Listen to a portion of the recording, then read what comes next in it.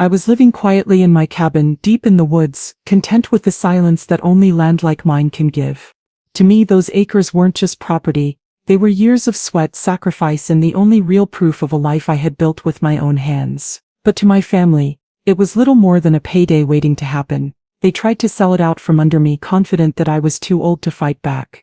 "You're too old to need all this space," my son told me, as if age had made me a guest in my own home. And so they arrived, loggers at their side, ready to carve up what I had spent a lifetime protecting. That was the moment the helicopter came. The rotors shook the treetops as it landed in the clearing, and an agent stepped out.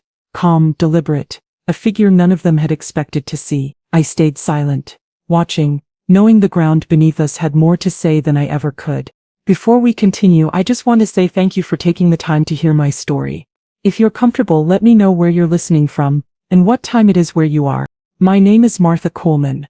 For 40 years I was a botanist, a wife, and a steward of a world the size of my own heart. I believed that the greatest legacy a person could leave was not one of wealth, but of life. This is the story of how my own family tried to trade my legacy for a quick profit, and how I used the quiet, ancient power of the land itself to remind them that some things are not for sale.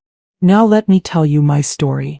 My world was measured not in minutes and hours, but in the slow, deliberate unfurling of a fern frond, in the patient thickening of bark on an old-growth oak, in the precise annual return of the lady slipper orchids to their secret dappled clearing. At 69, my life in our remote Blue Ridge Mountains cabin was a conversation with the land, a dialogue that had begun over 30 years ago when my husband Daniel and I first set foot on this wild, untamed piece of North Carolina. He was a biologist, I a botanist, and together we saw this place not as a property to be owned but as a living, breathing entity to be understood. We had purchased the 500 acres with every penny we had, a sprawling tract of ancient forest, cascading streams, and hidden coves that the modern world had by some miracle forgotten. Our cabin, built with timber from our own land, was a simple, sturdy structure, a listening post from which we could observe the subtle daily miracles of our own private Eden. After Daniel passed 5 years ago, the silence grew deeper, but the conversation with the land continued.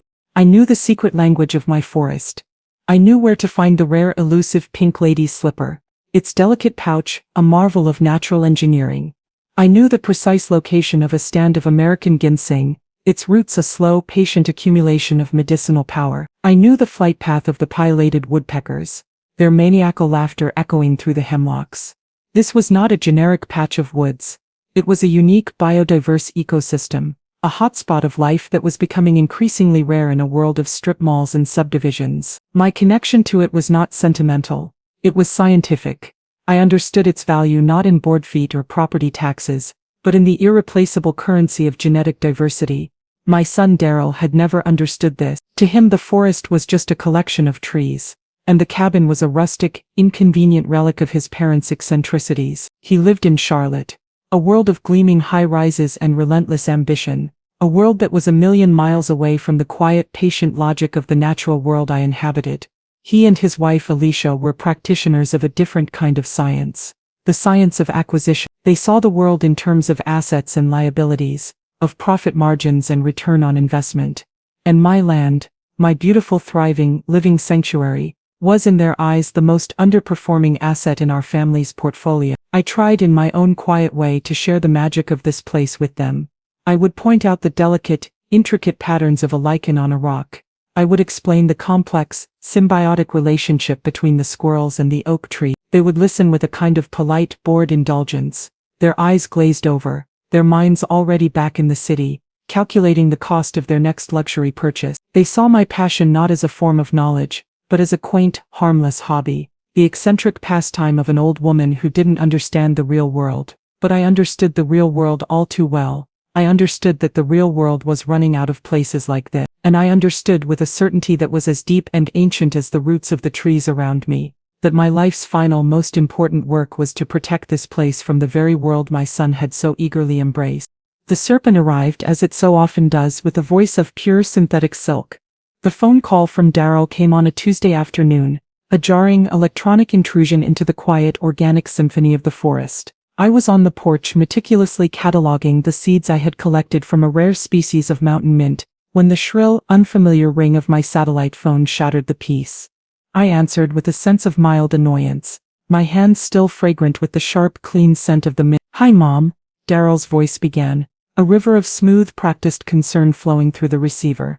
Just calling to check in on you. How are you holding up out there all by yourself? The question itself was a subtle, carefully placed barb. He never asked, how are you? He asked, how are you holding up? The implication was clear. My life was a struggle, a burden, a challenge I was barely managing to endure. I'm quite well, Daryl, I said, my own voice a calm, quiet counterpoint to his anxious energy. The fall colors are just beginning to turn in the upper elevations. It's quite beautiful. There was a pause, the briefest of hesitations, as he recalibrated his approach. That's great. Mom, really, he said, his voice oozing a sincerity that was as thin as a coat of cheap varnish. But I worry about you. That old cabin. We were talking, Alicia and I, and we were thinking about that leaky roof you mentioned last year. And the winters are so harsh, it's a lot for one person to handle. I had mentioned a single, minor leak in the mudroom roof. A problem I had patched myself within a day. In his retelling, it had become a catastrophic structural failure, a symbol of my home's, and by extension my own, decay. I could hear the script he was working from, the talking points he and his wife had undoubtedly rehearsed. They were building a case, brick by brick, for my own incompetence. The roof is fine, Daryl, I said, my voice still even, but with a new cool edge of weariness. I'm quite capable of managing my own home. Of course you are, Mom. Of course, he said, his tone placating, as if speaking to a difficult, irrational child. You're the most capable woman I know, but you've earned a rest. You shouldn't have to be worrying about all that maintenance. You should be enjoying your golden years. My golden years. The phrase was another carefully chosen weapon, designed to paint me as a frail, doddering creature. A woman who should be sitting in a rocking chair, not managing a 500-acre wilderness. And then after a sufficient amount of this tenderizing, he got to the real meat of the matter. He let out a long, thoughtful sigh, a sound of pure theatrical contemplation. You know, Mom, he said, his voice dropping to a confidential man-to-man tone, I was talking to a guy at the club the other day, a developer, and he was saying that land up in your area, raw, undeveloped land, is going for a fortune right now. There's a fortune in timber just sitting on that property, you know. Good old growth hardwoods. He said, you're just sitting on a gold mine. There it was. The serpent's true venomous face, finally revealed, a gold mine, a fortune in timber. He saw my forest, my living, breathing sanctuary, not as a world of interconnected life, but as a collection of standing logs, a stack of cash waiting to be harvested. He saw the ancient, majestic oaks, the silent, watchful hemlocks, the vibrant, resilient maples, and he saw only bored feet, the casual, dismissive way he spoke of it, as if he were discussing a stock portfolio, made my blood run cold. It's my home, Daryl, I said, my voice a quiet, steely rebuke. It's not a gold mine. Of course it is, Mom, of course, he said, his voice once again a smooth, placating river. But it's also an asset, a huge, underperforming asset. And Alicia and I were just thinking, with the economy the way it is, with our business, we were just thinking that maybe it's time to start having a conversation about the future, about what's best for the whole family. What's best for the family? The final classic refrain of the greedy and the manipulative. He was no longer talking about my well-being. He was talking about my land, was the solution to his financial problems.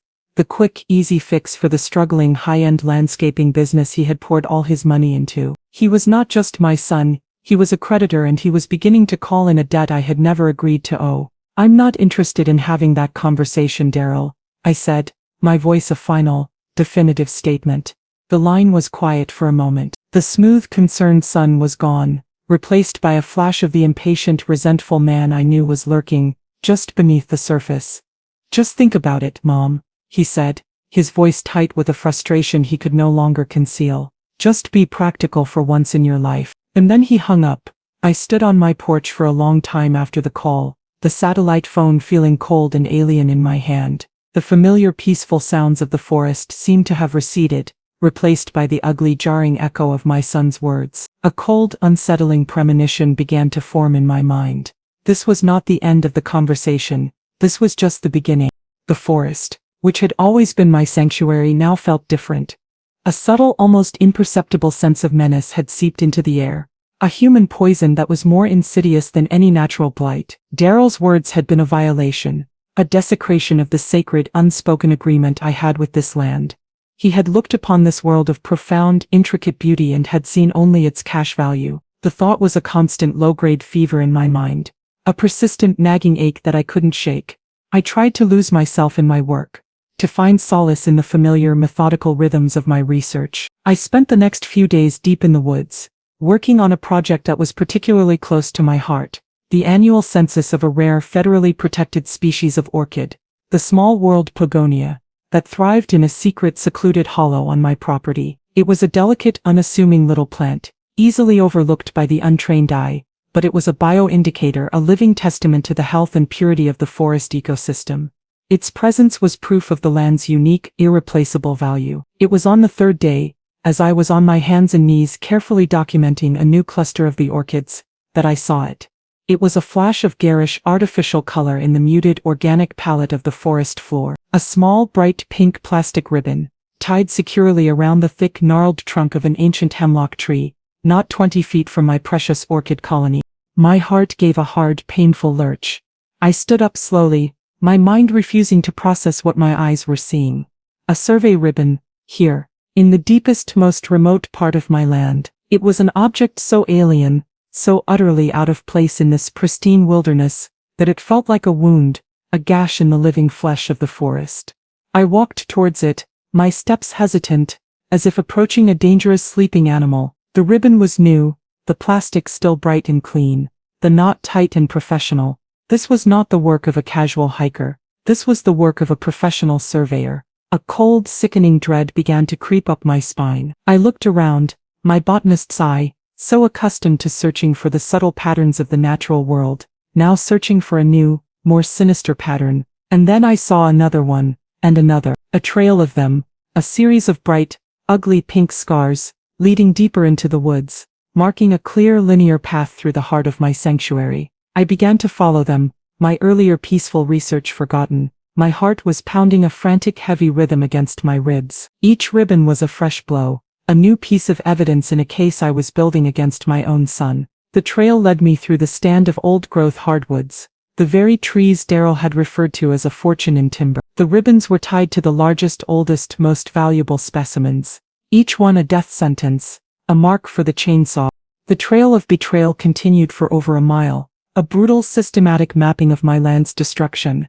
It ended at the edge of my property, at the old, moss-covered stone wall that marked my boundary with the national forest. And there, hammered into the ground, was the final damning piece of evidence. A wooden stake with a metal cap, the official, legal marker of a completed survey. On the cap, stamped into the metal, were the initials of a local surveying company based out of Charlotte. Charlotte, where Daryl lived. The cold, sickening dread in my stomach solidified into a hard, unshakable certainty. This was his doing. He hadn't waited for my permission. He hadn't bothered with another conversation. He had gone behind my back, hired a professional firm, and had my land, my home, surveyed for logging. He was not just planning to sell it. He was already in the process of packaging it for market. The sheer breathtaking arrogance of it, the profound contemptuous disrespect for me, for my home, for the memory of his own father, was a betrayal so deep it almost took my breath away. He had walked this land as a boy. He had learned the names of the trees from his father. He had fished in its streams and slept under its stars, and it had meant nothing to him. It was all just an asset, a commodity, a quick fix for his own self-inflicted financial problems. I stood there for a long time, in the deep, silent woods, the survey stake a cold, hard monument to my son's greed. The pain of his betrayal was a physical thing, a sharp, stabbing ache in my chest. But as the initial shock began to recede, it was replaced by a different emotion, an emotion that was colder, harder, and infinitely more powerful. It was rage. A quiet, focused, and utterly resolute rage. The kind of rage that does not scream or weep, but that calculates, that strategizes, that plans. I was a scientist. I had spent my life in the pursuit of facts, of evidence, of truth. And I had just been presented with a clear, undeniable data set. My son was not just a disappointment. He was a threat. An active, hostile threat to the one thing in this world I had sworn to protect. I took out my digital camera, the one I used to document my botanical findings, And I began to document a different kind of specimen. I photographed the survey stake. I photographed the ribbons, each one a separate, numbered piece of evidence. I worked with the same cool, methodical precision I would have used for a scientific paper. I was no longer a grieving, wounded mother. I was a researcher, building a case. And I knew with a certainty that settled deep in my bones, that my final, most important research project would be the systematic and total annihilation of my own son's greedy, destructive plans. I returned to my cabin not with the heavy, defeated steps of a victim, but with the brisk, purposeful stride of a woman on a mission. The pain of Daryl's betrayal had not broken me. It had forged me into something new, something harder and more unyielding. The soft, maternal part of my heart had been cauterized, sealed off by the white-hot fire of my anger. Now only the scientist remained, the strategist, the guardian. I did not call my son. I did not confront him with his treachery. To do so would be to show my hand, to engage in an emotional, messy confrontation that would only serve his purposes. He wanted me to be hysterical. He wanted me to be the confused, emotional old woman who couldn't think rationally. He was expecting a tearful, pleading phone call. I would not give him the satisfaction. Instead, I declared a quiet, unilateral war. My first move was to assemble my arsenal. I went to the old oak filing cabinet in my study, the place where Daniel and I had stored a lifetime of research. I pulled out the thick, meticulously organized binders that contained the scientific soul of this land. There were the soil composition maps, detailing the unique, nutrient-rich earth that made this forest so vibrant. There were the hydrological surveys, tracing the network of pure, unpolluted streams that fed the entire watershed. And there were the species inventories, page after page of data, photographs and field notes, documenting the astonishing biodiversity of this small 500-acre paradise. I had records of over 200 species of native plants, including a dozen that were on the state's threatened or endangered list. I had documented the presence of rare salamanders in the streams, of black bears in the deep woods, of a nesting pair of peregrine falcons on the high cliffs. It was a comprehensive university-level dossier, a body of evidence so thorough, so scientifically rigorous, that no one could dispute its conclusions. This was not just a forest, it was a critical habitat, it was a genetic reservoir. It was, in the cold hard language of environmental science, a place of profound and irreplaceable ecological significance. My son in his ignorance had seen only the trees. I, however, had the data to prove that he was standing in a cathedral. With my evidence assembled, I made my next move. I sat down at my small desk, the satellite phone in my hand, and I made a single decisive phone call. I did not call a lawyer. I did not call a friend. I called the regional office of the United States Fish and Wildlife Service. I asked to speak to the head of the conservation easement program. I was transferred to a woman with a brisk professional voice, a voice that conveyed both intelligence and a no-nonsense attitude that I immediately respected. I introduced myself, stated my credentials as a retired university botanist, and gave her the coordinates of my property. And then I made my pitch. I told her in the calm, factual language of a scientist that I was the owner of a 500-acre tract of land that I believed to be one of the most significant, unprotected wilderness areas in the entire Blue Ridge region. And I told her that I wanted to donate it to the federal government. There was a moment of stunned silence on the other end of the line. I could almost hear the woman processing the sheer, breathtaking scale of my offer. A 500-acre, privately owned, old-growth forest offered up for permanent conservation. It was the kind of call that a conservation officer might get once in a career. "Mrs. Coleman," she finally said, her voice a mixture of professional caution and barely concealed excitement, "that is a very generous offer, a very significant one. My name is Agent Sarah Thompson. Would it be possible for me to come and see this property for myself?" We scheduled a meeting for 2 days later. As I hung up the phone, a slow, cold smile spread across my face. The game had changed. Daryl thought he was in a simple real estate negotiation with his confused elderly mother. He had no idea that he was now in a high-stakes battle with the full, overwhelming force of the United States federal government. He had brought a logging company to my door. I, in return, was about to bring a helicopter. The race was on. He was trying to sell my land for a quick, dirty profit. I was trying to make it immortal. Agent Sarah Thompson was exactly what I had hoped she would be. She arrived not in a dusty government sedan, but in a rugged four-wheel-drive vehicle that looked like it had seen its share of backcountry roads. She was a woman in her late 30s with a lean, athletic build, a confident, intelligent face, and eyes that missed nothing. She was dressed in the practical olive green uniform of the U.S. Fish and Wildlife Service, and she carried herself with an air of quiet professional authority. She was not a bureaucrat. She was a field scientist, a woman who was clearly as comfortable in a forest as she was in an office. I greeted her on my porch, and instead of a handshake, I offered her a glass of iced tea and the top binder from my research dossier. Before we walk the land, Agent Thompson, I said, I'd like you to see the data. For the next hour we sat on my porch, the forest humming with life around us, and I walked her through my life's work.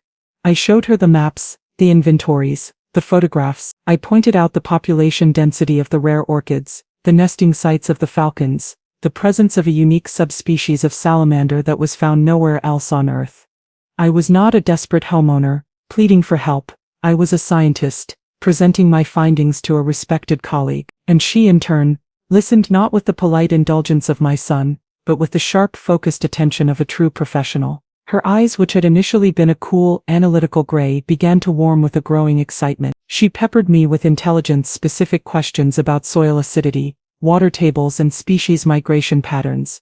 It was a conversation of such profound shared understanding that it felt like a homecoming. Here finally was someone who spoke my language, someone who saw this land not as a commodity but as a living, breathing miracle. When I was finished, she leaned back in her chair, a low whistle escaping her lips. Mrs. Coleman, she said, her voice a mixture of awe and professional reverence. This is extraordinary. The level of documentation, the longitudinal data, this is one of the most comprehensive private ecological surveys I have ever seen. This land isn't just special, it's a keystone property. Its preservation would have a significant positive impact on the entire regional ecosystem. The validation, after years of being dismissed as an eccentric old woman with a quaint hobby, was so profound it almost brought tears to my eyes.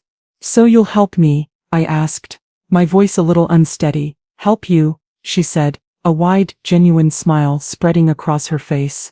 Mrs. Coleman, I will move heaven and earth to help you. Protecting a place like this is not just my job, it's the reason I have this job. We spent the rest of the day walking the land. I led her to my most secret, most sacred places, the Orchid Hollow, the ancient cathedral-like stand of hemlocks, the high rocky cliff where the falcons soared on the thermal currents. With every step I could see her conviction growing, her professional excitement solidifying into a fierce protective resolve.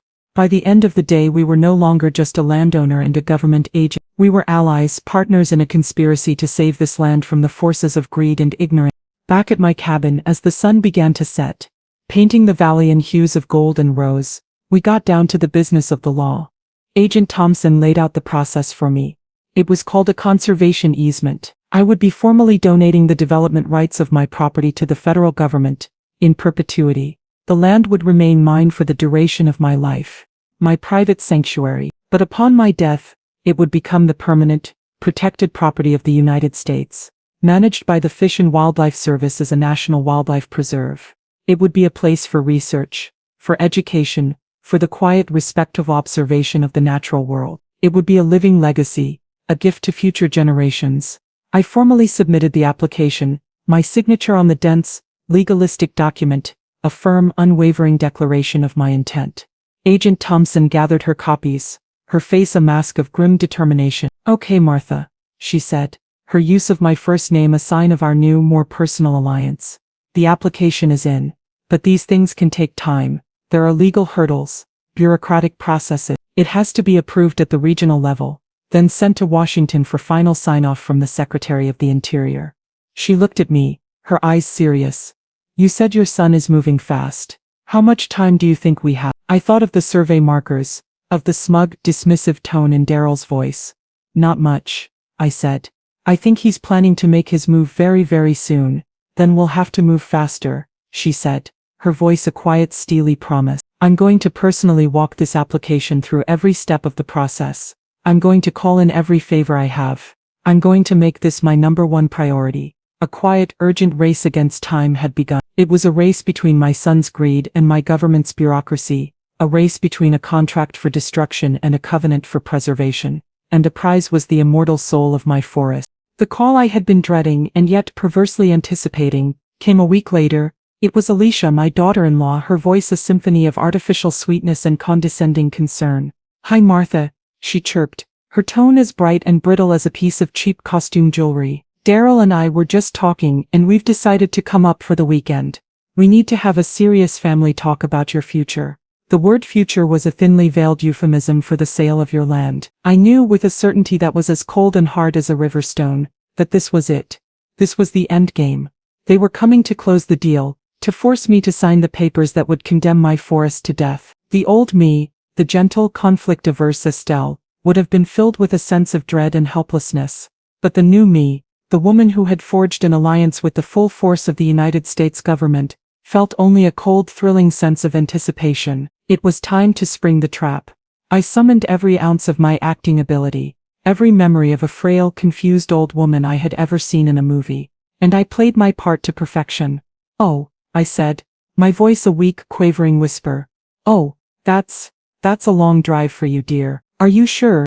"Of course we're sure," she said, her voice taking on the slow, patronizing tone one uses with a senile relative.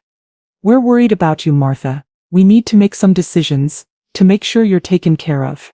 We're doing what's best for you." "Well, if you think it's necessary," I said, my voice trembling with a convincing, pathetic gratitude, it would be nice to see you." I could almost hear the smug, triumphant smile in her voice. She thought I was a pushover, a confused, lonely old woman who would be easily manipulated, a soft target who would crumble in the face of their united, determined front. It was exactly what I wanted her to think. "We'll be there Saturday morning," she announced, her voice a final, definitive statement. "Around 10, and we'll be bringing someone with us, a gentleman who is an expert in land management. He's going to help us assess the property. An expert in land management. A logger." They weren't even trying to be subtle anymore. They were coming with the executioner in tow. "That sounds lovely, dear," I whispered, my voice thick with a feigned, tearful emotion. I'll have some tea ready." As I hung up the phone, the mask of the frail, feeble old woman fell away, replaced by the cool, confident smile of a general on the eve of a great victory. I immediately made my own phone call, a single urgent call to the one person who was now my most trusted ally. "Agent Thompson," I said, my voice no longer weak but a clear, steady command. "It's Martha Coleman. They're coming. Saturday morning, 10 o'clock, and they're bringing the logging company with them." There was a pause on the other end of the line, and then a voice that was as calm and as confident as my own. "Understood, Martha," she said. "The paperwork was signed by the Secretary of the Interior this morning. It's official. I'll see you on Saturday." The final pieces were in place. The stage was set. My son and his wife thought they were coming to a signing. They had no idea they were walking into an ambush, and the star witness for the prosecution was about to arrive by helicopter.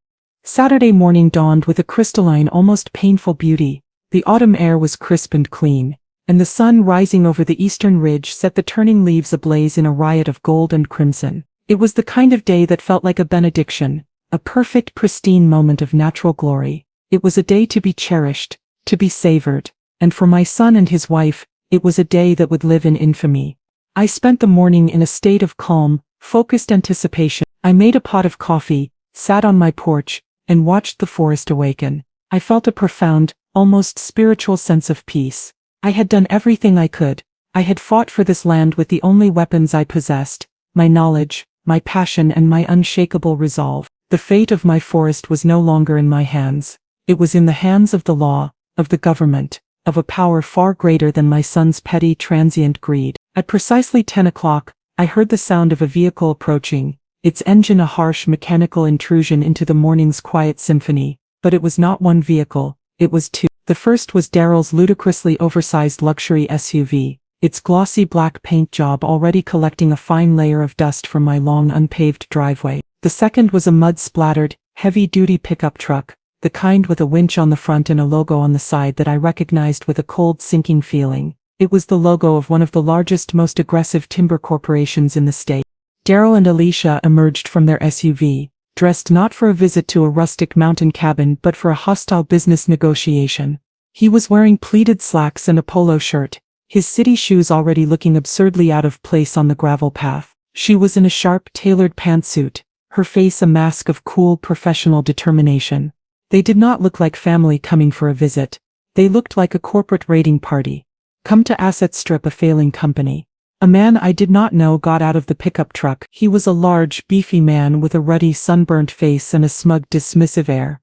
He was holding a clipboard and a thick, leather-bound portfolio. This I knew was the expert in land management. This was the man who was going to liquidate my life's work. They assembled on my front lawn, a small, hostile army preparing to lay siege to my home. I remained on my porch sitting in my rocking chair, a mug of coffee in my hands. I did not go to greet them. I made them come to me. "Mom," Daryl said, his voice a strained, impatient attempt at cheerfulness. "We're here. This is Mr. Peters from Northwood Timber. He's the gentleman I told you about." Mr. Peters gave me a curt, dismissive nod, his eyes already scanning the forest behind my cabin, his mind almost visibly calculating board feet and profit margins. "Ma'am," he said, his voice a low, gravelly rumble. Alicia, ever the pragmatist, got straight to the point. She stepped forward, a sheaf of papers in her hand. "Martha," she said, her use of my first name a deliberate, disrespectful power move.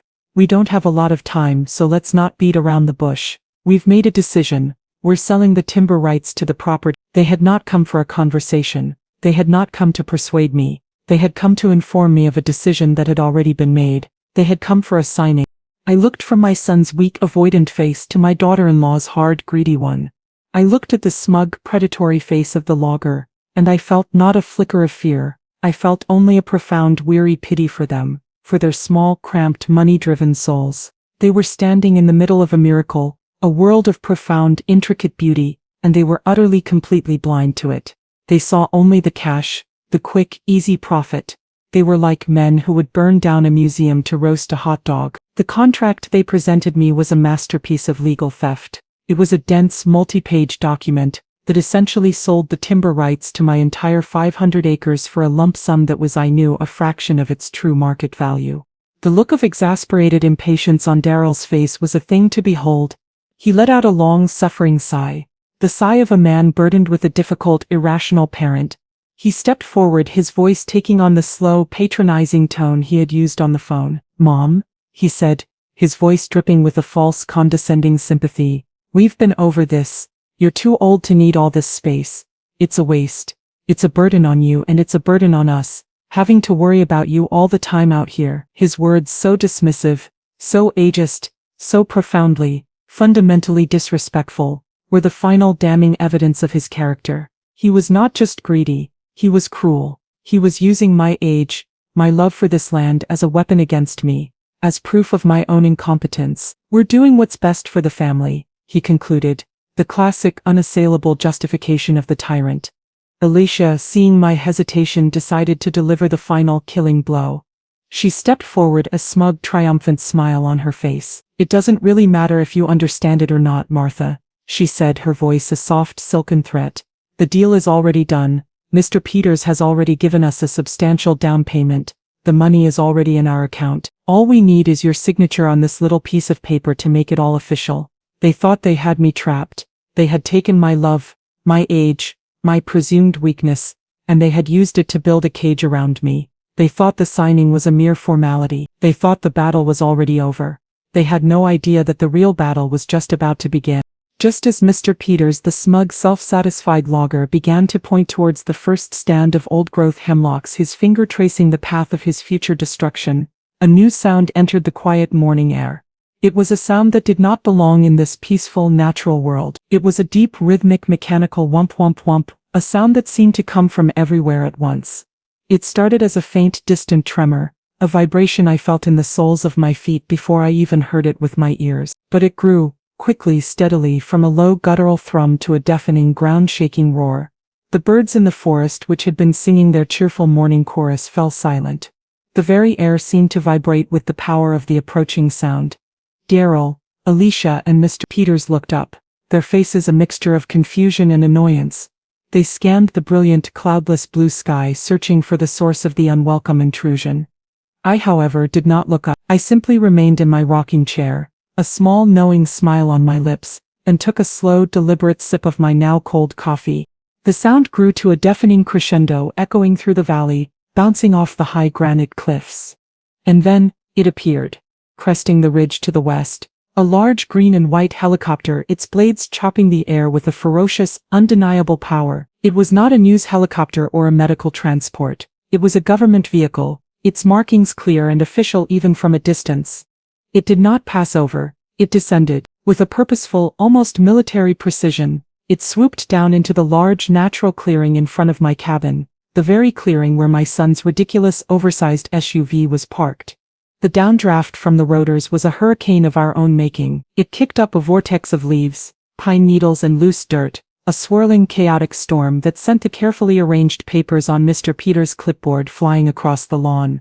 Daryl and Alicia stumbled back, their hands shielding their faces from the sudden violent gust of wind. Their carefully styled hair was whipped into a frenzy, their expensive city clothes suddenly looking flimsy and absurd in the face of this raw mechanical power. The helicopter, a symbol of a power and an authority they could not comprehend, was a direct physical assault on their smug, self-satisfied little world. It landed with a gentle, almost delicate precision, its skids touching down on the soft grass, not 50 feet from my porch. The roar of the engines subsided to a low, powerful hum, but the sense of overwhelming authority it projected remained. The side door, a large imposing panel of dark-tinted glass, slid open with a smooth hydraulic hiss. For a moment nothing happened, and then, a figure emerged. It was Agent Sarah Thompson. She was dressed in the crisp olive-green field uniform of the U.S. Fish and Wildlife Service, her boots polished to a high shine, a badge glittering on her chest. She moved with the calm, unhurried confidence of a woman who was completely, utterly in command of her situation. She did not look at Daryl or Alicia or the stunned, slack-jawed logger. Her eyes, sharp and intelligent behind a pair of practical sunglasses, were fixed only on me. She walked with a steady, purposeful stride across the lawn, her boots making a soft, crunching sound on the fallen leaves. She walked past the stunned, silent loggers, past my son and daughter-in-law, who seemed to have been frozen in place by a mixture of shock and disbelief. She walked directly to the foot of my porch steps, stopped and gave me a small, respectful nod. "Miss Coleman," she said, her voice clear and strong, easily cutting through the low hum of the helicopter. "I apologize for the dramatic entrance, but I have some paperwork for you, the final paperwork. From the Secretary of the Interior." The scene on my porch was a masterpiece of silent, stunned disbelief. Daryl, Alicia, and the logger, Mr. Peters, stood frozen, their faces a comical gallery of slack-jawed confusion. The arrival of the helicopter had been a shock, a bizarre, inexplicable intrusion into their carefully planned morning. But the arrival of this woman, this crisp, uniformed federal agent who seemed to know my name, who spoke of the Secretary of the Interior as if he were a personal acquaintance, had shattered their entire reality. They were no longer in control. The power which they had believed was so firmly in their hands had just been transferred in the most dramatic and undeniable way possible to a higher, more formidable authority. Agent Thompson, after her respectful greeting to me, finally turned her attention to the bewildered hostile army on my lawn. She removed her sunglasses, her eyes a cool, analytical gray, and her gaze swept over them, a silent professional assessment that seemed to take in every detail of their greed and their arrogance. Her eyes lingered for a moment on the survey ribbons, still tied to the trees at the edge of the clearing, a small, almost imperceptible flicker of contempt in her expression. "Good morning," she said, her voice a calm, even, and utterly implacable statement of fact. "My name is Agent Sarah Thompson, United States Fish and Wildlife Service." She paused, letting the weight of her title, of the institution she represented, settle into the stunned silence. "I'm afraid you are all trespassing," she continued, her voice still calm, but now laced with an edge of pure, unyielding steel, on a federally protected national wildlife preserve. The silence that followed her statement was absolute. It was a silence so profound, so complete, that I could hear the gentle rustle of the leaves in the trees, a sound that had been completely obliterated by the roar of the helicopter just moments before. Daryl's face, which had been a mask of confused arrogance, was now a pale, doughy canvas of pure, uncomprehending shock. Alicia's mouth opened and closed, but no sound came out. Mr. Peters, the smug, self-satisfied logger, looked as if he had just been struck by lightning. I don't understand," Daryl finally stammered, his voice a weak, reedy thing.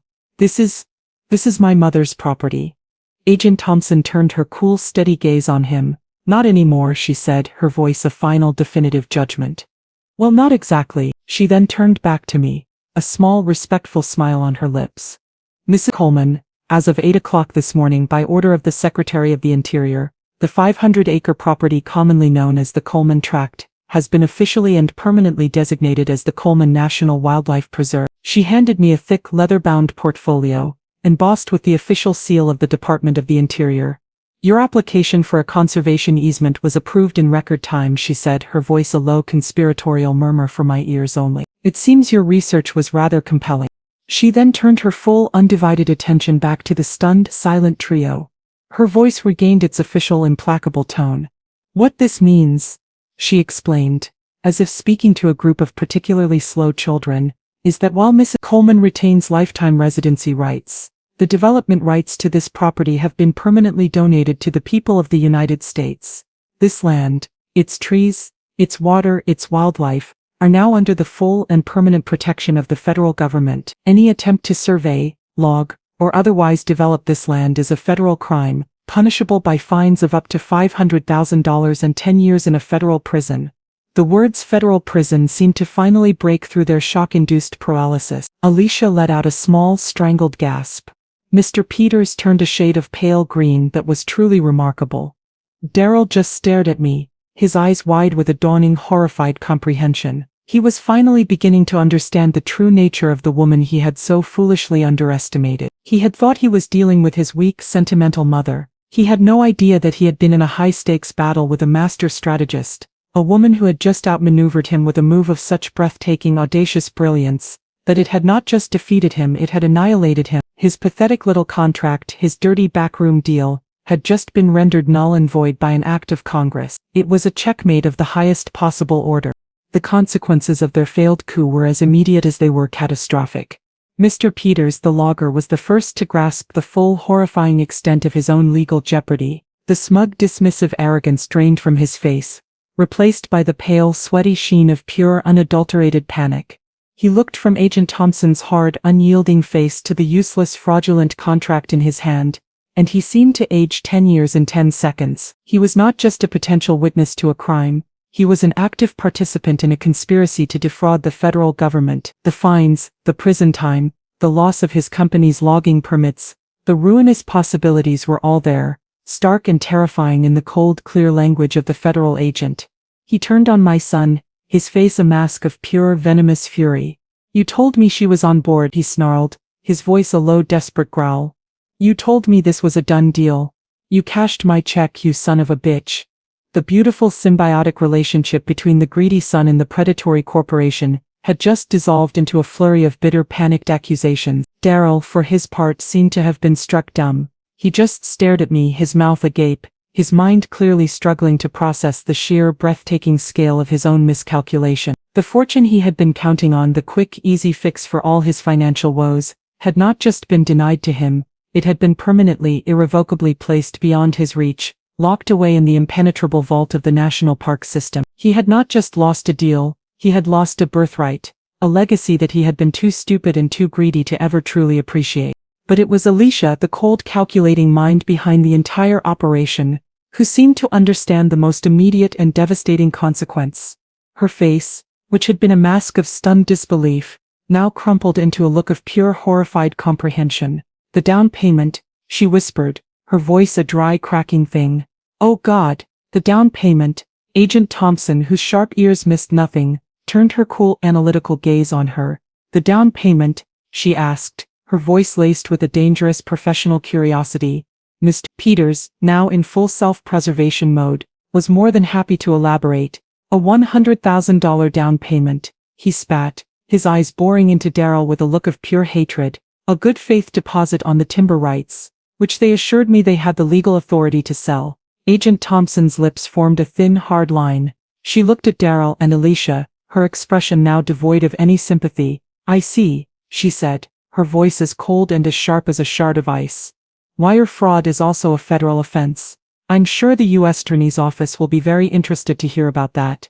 She then turned to the terrified logger. And as for you, Mr. Peters, she continued, I would imagine that your company's lawyers will be advising you to sue these two for the full and immediate return of your deposit. Fraudulent inducement to contract, I believe, is the legal term. The final, beautiful, terrible piece of the puzzle clicked into place. Not only had they lost the fortune they were hoping to gain, but they were now on the hook for the $100,000 they had already taken, and likely already spent. They were not just back at square one, They were $100,000 in the hole, with a pack of corporate lawyers and federal prosecutors about to descend upon them. Their greedy, short-sighted little scheme had not just failed, it had backfired with a spectacular life-altering violence. They were ruined, utterly, completely, and beautifully ruined. As the full weight of their self-inflicted destruction settled upon them, the helicopter, which had been idling quietly on the lawn, roared back to life. Agent Thompson gave me a final conspiratorial wink. "I have to get this paperwork back to the office, Martha," she said, her voice once again warm and friendly. "You have a wonderful day." And with that she turned and walked back to the helicopter, her mission accomplished, leaving the wreckage of my son's life scattered across my front lawn. The helicopter lifted off, its roar a final triumphant fanfare, and then it was gone, leaving behind a sudden profound silence. The only sounds were the gentle rustle of the leaves and the distant mocking cry of a blue jay. Daryl, Alicia, and the now apoplectic logger stood in the middle of my lawn, a sad, pathetic tableau of defeated greed. There were no more arguments, no more accusations. There was only the heavy, suffocating weight of their own irreversible stupidity. After a long, tense moment, Mr. Peters turned, his face a mask of pure, unadulterated disgust, and stormed back to his pickup truck. He got in, slammed the door, and roared back down my driveway, spitting a plume of gravel in his wake. He was, I imagined, on his way to call his lawyers. Daryl and Alicia remained, two statues of ruin in the middle of my pristine, protected wilderness. Alicia finally broke the silence, her voice a low, weeping moan. "What are we going to do, Daryl?" she wailed. "What are we going to do?" My son, my only child, had no answer. He just stood there, his shoulders slumped, his face a pale, doughy mask of despair, looking at the useless bright pink survey ribbons that were still tied to the trees, the sad, pathetic remnants of his failed, greedy dreams. I watched them for a moment from the quiet, peaceful sanctuary of my porch. I felt no triumph. I felt no joy. I felt only a profound, quiet, and utterly final sense of peace. My revenge was not in their financial ruin, though I admit there was a certain grim satisfaction in that. My true revenge was existential. It was in the quiet, permanent victory of preservation over profit, of legacy over greed. They had tried to turn my life's work into a pile of cash. I, in return, had turned it into a cathedral, a living, breathing monument that would stand long after their own small, miserable lives had faded into dust. After a few more minutes of silent, agonizing indecision, they too retreated. They got into their ridiculous, oversized SUV, the symbol of the very lifestyle that had driven them to this desperate, foolish act, and drove away, their dust mixing with the dust of the logger who was now their sworn enemy. I was alone again, in the quiet, blessed solitude of my forest. But the quiet was different now. It was not just peaceful, it was protected. It was permanent. A few weeks later, a team from the National Park Service arrived. They were a different breed of people, quiet, respectful men and women with kind eyes and a deep, abiding love for the natural world. They did not come with contracts and clipboards. They came with tools and with gratitude. And at the entrance to my long, winding driveway, where the forest meets the paved road, they installed a new sign. It was a beautiful sign, carved from a single massive piece of reclaimed oak, its letters routed and painted in the classic authoritative style of the National Park Service. It read, "Coleman National Wildlife Preserve. Established 2025. Open to the public by guided tour." My name, our name, was now a permanent part of the American landscape. My legacy was not a number in a bank account, it was a living, breathing sanctuary, a gift to my country, a promise kept to my husband. I had not just saved my home, I had made it immortal. Now I'm curious about you who have listened to my story. What would you do if you were in my place? Have you ever had to fight to protect something you loved from the people who were supposed to love you? Comment below. Thank you for watching.